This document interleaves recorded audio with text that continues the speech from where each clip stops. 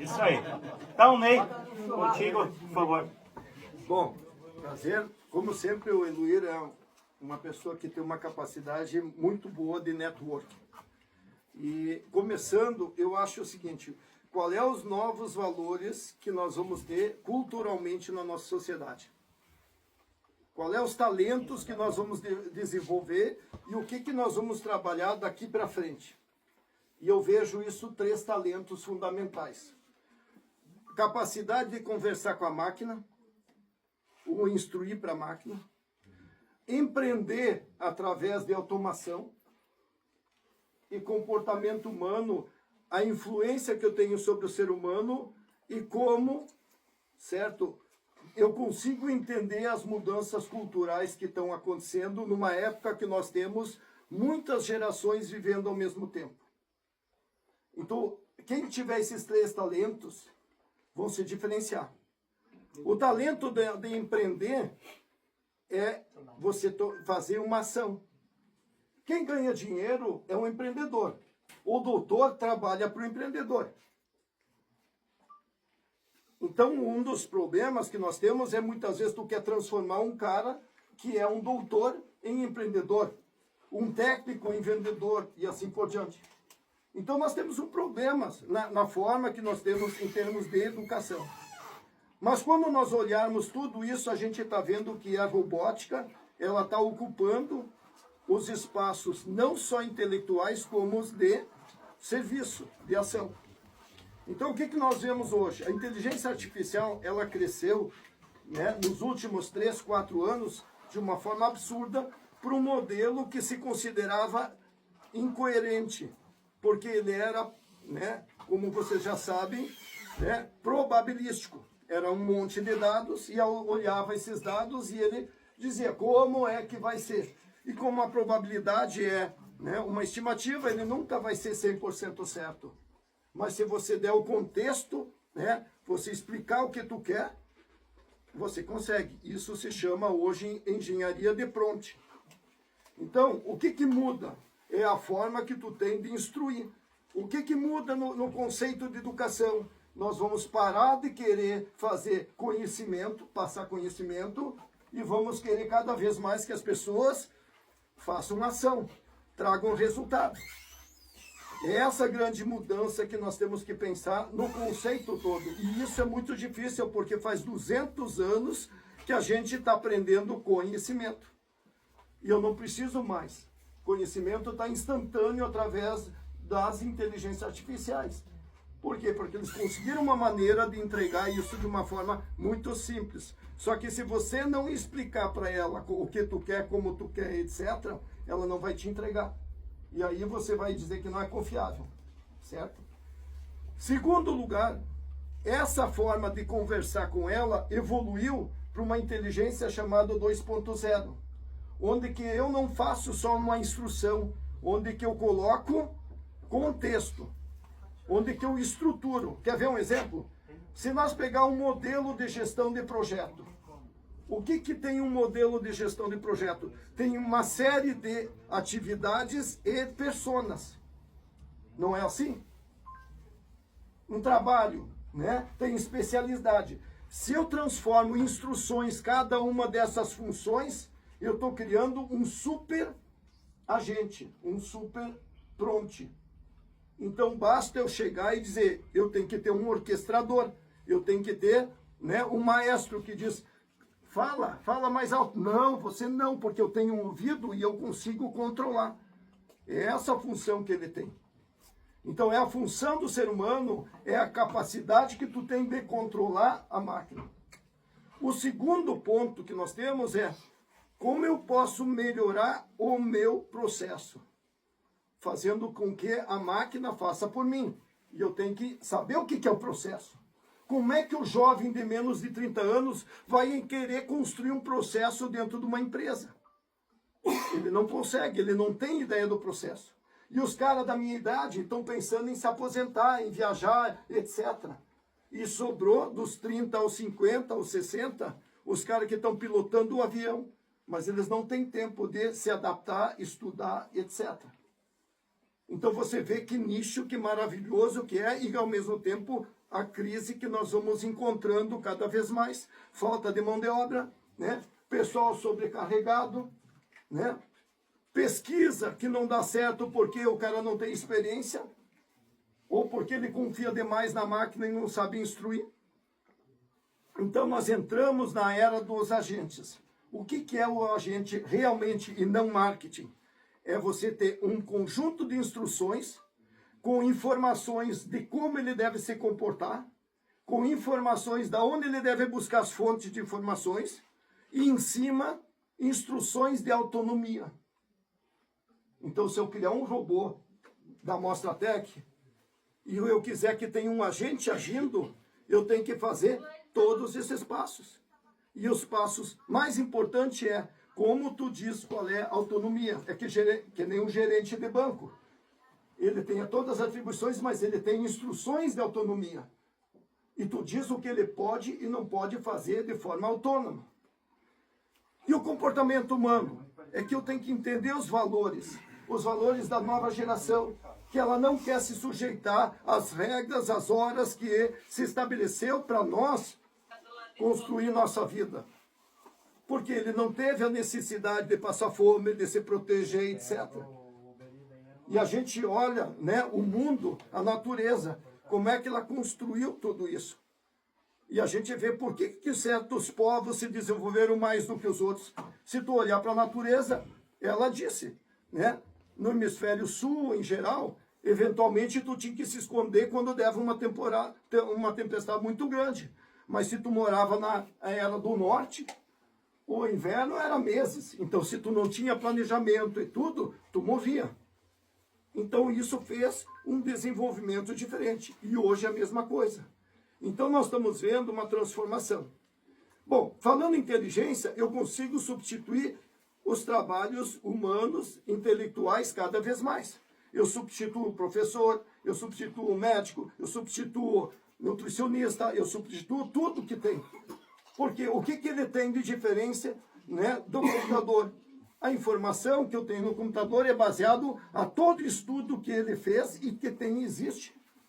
Então basta eu fazer uma interface, né, que entrega uma pergunta correta. Certo? E isso nós vamos ter um choque cultural, porque a maioria das pessoas vai resistir. Porque nós, quando tivemos lá no passado uma mudança, certo? Que existia aprendiz e mestre, e alguém disse, não, agora dá para documentar e vai virar um livro, e isso pode ser aprendido de forma teórica, foi um choque para esses mestres, porque a prática que ensinava. E nós estamos, então, levando 200 anos para alfabetizar todo mundo para escrever e ler. Mas o fato de escrever e ler não quer dizer que tu tenha talento para escrever um livro. O fato de tu fazer uma boa imagem no computador, um bom filmezinho, não quer dizer que tu tenha uma capacidade de fazer um filme. Então tu tem que partir além disso. Então na IA, nós vamos ter que alfabetizar as gerações, de todas elas, tanto as novas como as mais velhas, de como nós vamos lidar com ela. E isso vai levar muitos anos pela resistência natural do ser humano. E só que nesse período que a tsunami está vindo, quem souber nadar e sair antes, ele vai pegar a oportunidade. Porque a maioria das pessoas vai sucumbir. Se você pegar os grandes historiadores, né, que nem certas pessoas da... esqueci o nome agora do Yuval. Esqueci. Que ele fala muito sobre, nós vamos criar uma geração dos inúteis. Harari. Isso, né? Harari. Isso, Harari. Ah, obrigado. Nós vamos criar uma geração dos inúteis, porque os jovens, eles não vão querer aprender, não vão querer fazer, não vão se sujeitar a fazer o que o pai fazia. Né? Vai trabalhar de Uber, porque é simples sentar ali, do que trabalhar como um pedreiro e tudo mais. Mas eu quero levar agora para a questão. Nós estamos entrando agora numa segunda era, e 2024 surgiu, né, da China uma empresa chamada Unitree. O que ela fez? Ela lançou um humanoide ou seja, um robô similar a um ser humano, que custava de 90 mil dólares a 500 mil dólares por 16 mil dólares. Já pensou um robô semelhante ao humano que custaria 100 mil reais e que você dividisse isso num payback de salário mínimo, em 4 anos está pago? Se esse robô fizer o serviço de uma pessoa, está pago em 4 anos. Para qualquer empresário fizer um pouquinho de cálculo, vai dizer, cara, é o que eu preciso, vai resolver minha vida. Agora vamos pensar o seguinte, né? Em primeiro lugar, eu tenho uma solução desse tipo acessível, coisa que se pensava que seria daqui 20, 30, 40 anos. Ou outros acreditavam que nem seria possível. Daí o Elon Musk, da Tesla, lançou o Optimus dele, prometendo 2005 e a produção em massa em 2026 por de 20 a 30 mil dólares com alta performance, etc. Ah, mas não sei se ele entrega, não entrega, mas não importa, é o caminho. Só que daí, esse ano, a Unitree lançou um outro modelo por 7 mil dólares.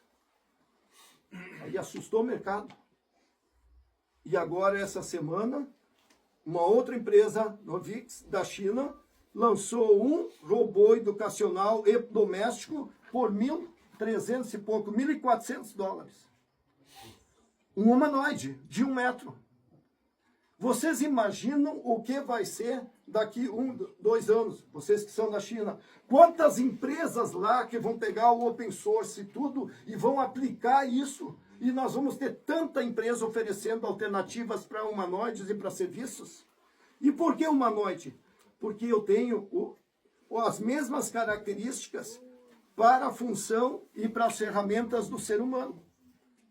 Eu posso, em vez de desenvolver um trator autônomo, eu posso botar um humanoide num trator tradicional e fazer o serviço. Então, quer dizer, nós vamos ver o mundo com muita transformação nesse sentido. E se nós olhar para o Brasil, é frustrante, porque qual a pesquisa que nós temos em desenvolvimento? É muito triste.